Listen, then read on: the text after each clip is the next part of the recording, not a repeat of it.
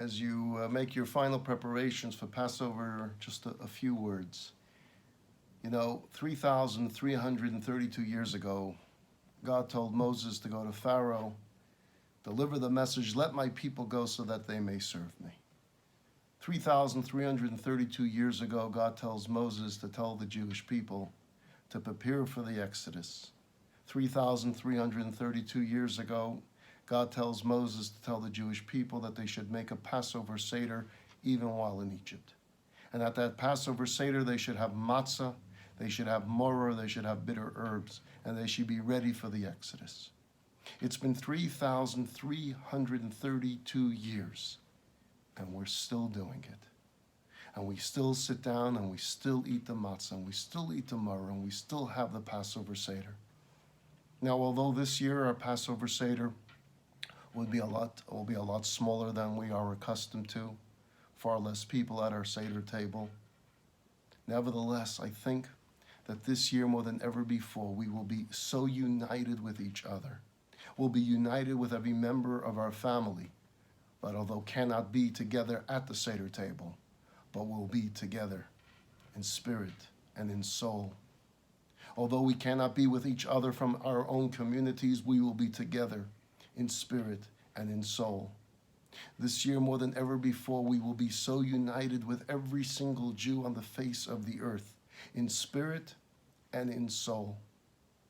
Not only will we be reunited and united with people of our community and of our world, we will be connected to our people and our loved ones in the heavenly world as well. We connect on this Passover night with our heritage. We connect on this Passover night with our ancestry. We connect with the giants that came before us, the giants upon whose shoulders we stand. The word Haggadah means to tell, to relate.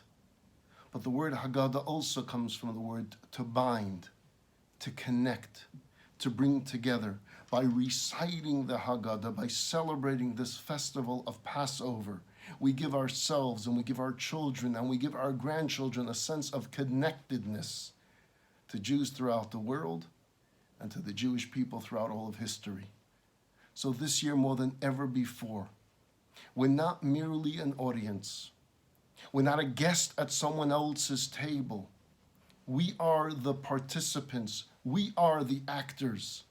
We're not the theater goers. The Passover Seder is not just to commemorate. It's not just about celebrating an anniversary. It's about us taking our role in the remarkable journey of our people. And to know that our place in this awesome history is just as critical, just as important, just as vital as those who stood at the foot of Mount Sinai. We play just as important of a role in our history as those who saw the miracle of Hanukkah unfold as the lights lasted for 8 days. We play just as critical a role in our Jewish history and our Jewish destiny as those that lived in the times of Mordechai and Esther. See, every other people known to mankind have been united because they lived in the same place, or they spoke the same language, or they shared the same culture. The Jews alone, dispersed across continents, speaking so many different languages, parts of so many different cultures, have been bound together, united together by a narrative, by a story. The Passover narrative, which they all tell on the very same night. During Israel's early history, during the biblical era and the era of the holy temples in Jerusalem, the story of Passover was our collective memory of how we made it to the promised land, how a nation of slaves were taken and brought to a land of milk and honey. It was a celebration of our independence. But here is the miracle of it all. Even after the collapse of Jewish sovereignty, the message of Passover lived on. In fact, it got stronger. The message lived on. It took on more significance. It gave us mission. It sustained our identity. It united us. It gave us purpose. It gave us faith. It linked one generation to the next and to the next. This message of this year we are slaves, next year we will be free, next year in Jerusalem. So as dark as our exile may have been over thousands of years, whether after the Babylonian exile, or the Roman destruction of the temple, or the scattering of the Jewish people throughout the world, whether the period of time of the Spanish Inquisitions or the pogroms, even in the Warsaw Ghetto or the gulags of the communists, we celebrated Passover. 3,332 years we celebrated Passover. It was our rallying cry. It inspired a modern-day people so destroyed after a Holocaust not to give up hope. A people dispersed from their land for over 2,000 years returned to their homeland and begins its history again as a sovereign power. David Ben-Gurion spoke to the United Nations in 1947. I'd like to read a small excerpt of that talk, and it gives us a powerful message for us today.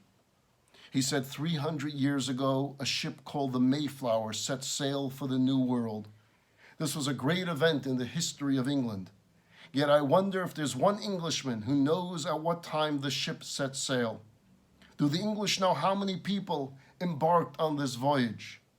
What quality of bread did they eat? Yet more than 3,000 years ago, 3,000 years before the Mayflower set sail, the Jews left Egypt.